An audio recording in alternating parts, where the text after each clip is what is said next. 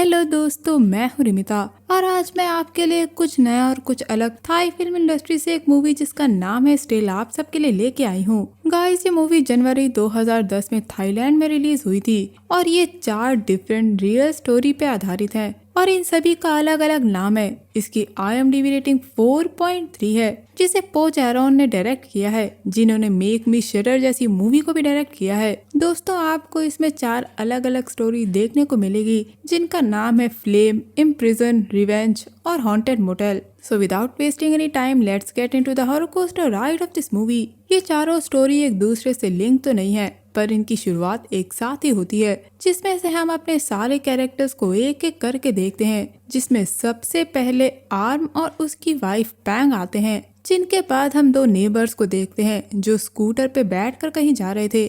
यहाँ से हम हमारी अगली कैरेक्टर फी को देखते हैं, जो एक ज्यादा उम्र की प्रोस्टिट्यूट थी जिसे आसानी से उसके क्लाइंट्स नहीं मिलते थे, इसीलिए वो वहाँ से एक क्लब में जाती है जहाँ हम कुछ और कैरेक्टर्स को भी देखते हैं जो 2 दोस्त हैं, फी और थुआ, जो क्लब से बाहर कहीं एंजॉय करने के लिए जा रहे थे। दोस्तों, मूवी में आज का दिन है 31 दिसंबर, जिस वजह से वहाँ के क्लब में काफी भीड़ थी और वहाँ आम अपनी वाइफ पंग के साथ भी आता है। लेकिन पंग वहाँ काफी लोनली फील कर रही थी क्योंकि उसका हस्बैंड सारा टाइम अपने दोस्तों के साथ बिताता है। इसी के साथ हम वहाँ फू को भी देखते हैं, जो एक ड्रग डीलर था जो गोंग नाम के कैरेक्टर को ड्रग सप्लाई करता है।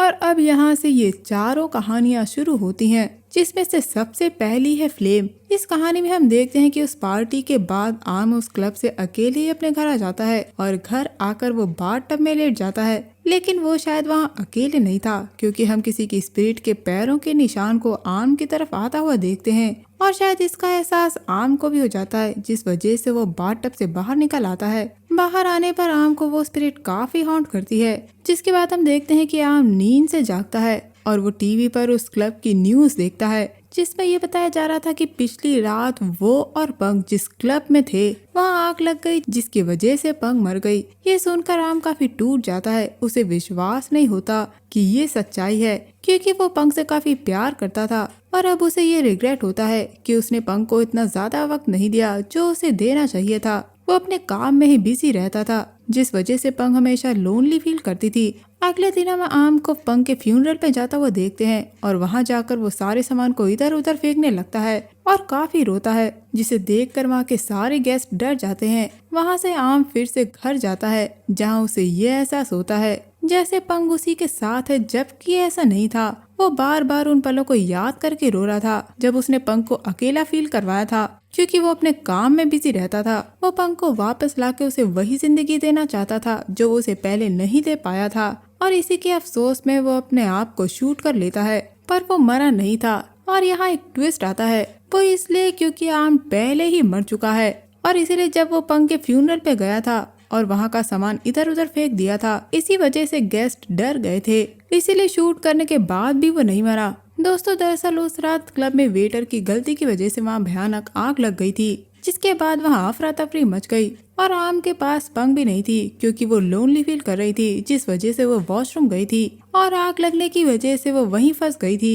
लेकिन आर्म उसे लेने के लिए अंदर आता है और उसे पंग मिल भी जाती है, जो वॉशरूम से बाहर निकल के आई थी, लेकिन काफी ज्यादा धुआं होने की वजह से वो बाहर आके बेहोश हो गई थी। और जब आम पंग के पास आया था तो वो दोनों वहीं जलकर मर गए थे और हम न्यूज में उन दोनों के मरने की खबर पढ़ते हैं, जिनकी मौत छत की सीलिंग गिरने की वजह से हुई थी। और ये कहानी यहीं खत्म हो जाती है, जिसके बाद हम पंग और आर्म को देखते हैं, जो ये सच्चाई सुनकर काफी टूट जाते हैं। इसके बाद मूवी अगली कहानी पे जाती है, जिसका नाम है इम्प्रिजन। कहानी शुरू होती है जहाँ हम एक सुसाइड की घटना को देखते हैं, जो एक क्रिमिनल ने अपने सेल में किया था और उसी के साथ वहाँ गोंग था और वो भी एक क्रिमिनल था, जिसका क्राइम मैं आपको आगे बताऊंगी। गोंग अपने पार्टनर की डेथ के बाद काफी ज्यादा डर गया था और इसी के साथ साथ उसे अपने सेल में काफी पैरानॉर्मल एक्टिविटीज फेस करनी पड़ रही थी। वो समझ नहीं पा रहा था कि आखिर ये हो क्या रहा है और उसकी ये उलझन और भी ज्यादा बढ़ जाती है जब उसके सामने एक सेल में एक नया कैदी आता है, जो उसे उसके सीन के लिए सॉरी फील करवाता है, क्योंकि उसे पता था कि गोंग ने जो किया था वो गलत था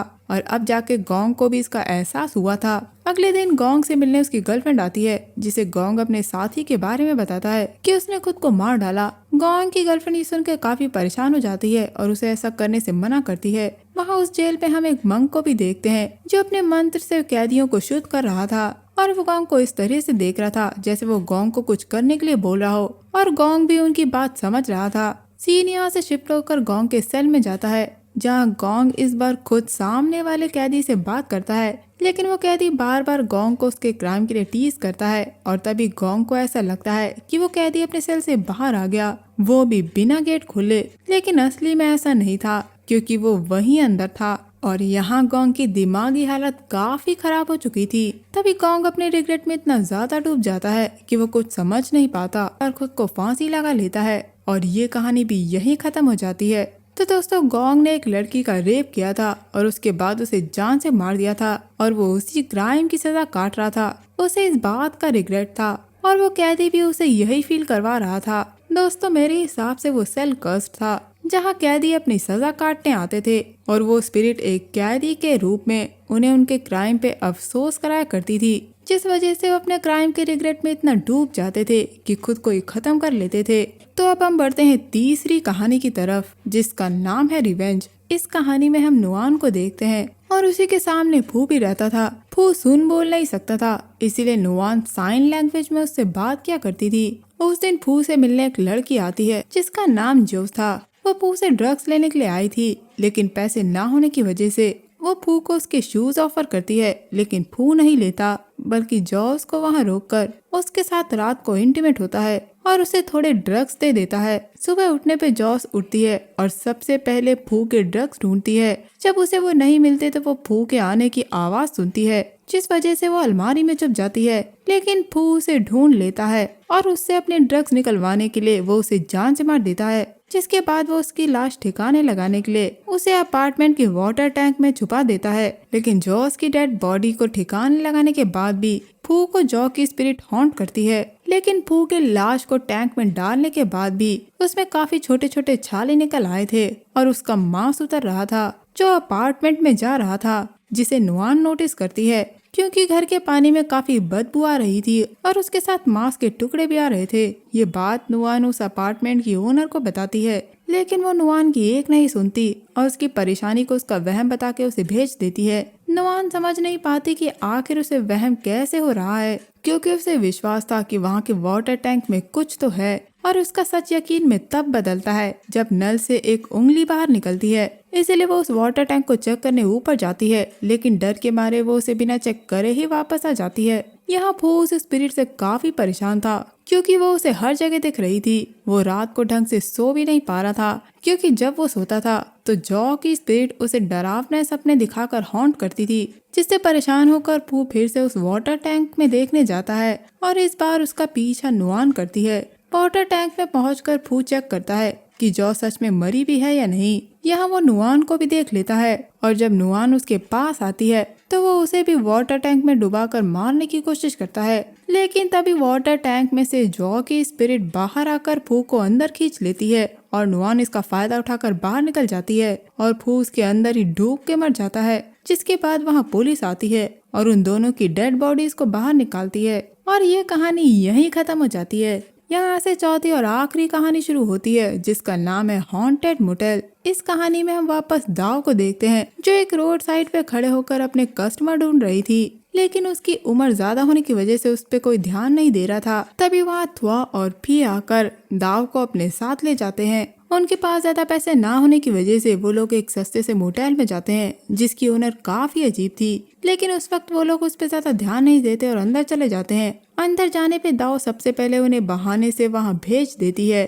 और उसके बाद उसके पैसे चुरा कर वहाँ से भागने लगती है और बाहर उसे वही ओनर मिलती है जो उसे बताती है कि उस रूम में पहले एक लड़की की मौत हो चुकी है, जिसे सुनकर दाव काफी डर जाती है और ओनर के बाहर होने की वजह से वो वहाँ से भाग नहीं पाती, इसीलिए वो वापस रूम में आ जाती है। अंदर आने पे वो सबसे पहले वॉशरूम में जाती है और जब वो वहाँ से बाहर आती है तो उसे फी की डेड बॉडी मिलती है, जिसे देखकर वो डर के मारे एक अलमारी में छुप जाती है और जब वो अलमारी से झांकती है तो वो थोड़ी देर पहले का सीन देखती है, जिसमें फी थाओ के साथ इंटीमेट होने की कोशिश कर रहा था, क्योंकि वो गे था।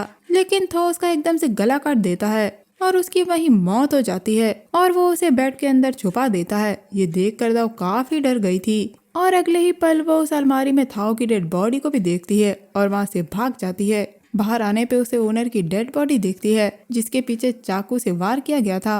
ये देखकर दाव वहाँ से बचकर भागती है तो उसे भी बाहर एक ट्रक टक्कर मार देती है जिसकी वजह से उसकी भी मौत हो जाती है। दोस्तों दरअसल थाओ को ओनर ने जान से मारा था, लेकिन मरने से पहले थाओ ने ओनर पे चाकू से वार कर दिया था जिस वजह से ओनर की भी वही मौत हो गई थी और एंड में दाव की भी मौत हो गई, जिसके साथ यहाँ चौथी कहानी भी पूरी होती है और बस मूवी यहाँ एंड हो जाती है। दोस्तों जितनी आपको एक्सप्लेनेशन में ये मूवी अलग लगी है उससे कहीं ज्यादा ये मूवी आपको खुद देखने में अलग लगेगी, इसीलिए आप इसे एक बार जरूर देखिएगा। बात करें अगर इन कहानियों की तो ये चारों कहानियाँ तो ये थाईलैंड के एक न्यूज़पेपर की कुछ कहानियों से प्रेरित है जिसमें एक दिन ये सारी न्यूज छपी थी, जिसमें से पहले न्यूज थी थाईलैंड के एक फेमस क्लब की जहां आग लग गई थी, दूसरी एक क्रिमिनल ने अपने सेल में सुसाइड कर लिया, तीसरी एक अपार्टमेंट के वाटर टैंक में डेड बॉडीज मिली थी और आखिरी एक मोटेल की जहां काफी सारी डेड बॉडीज मिली थी। इस मूवी के डायरेक्टर ने इन सारी कहानियों को पढ़कर फिल्म की स्टोरी लिखी और हमें दिखाई,